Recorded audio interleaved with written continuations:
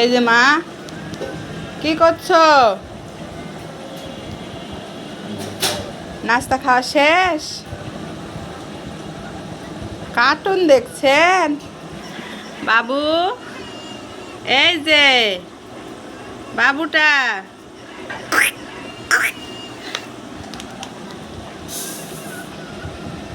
তানভি, এই যে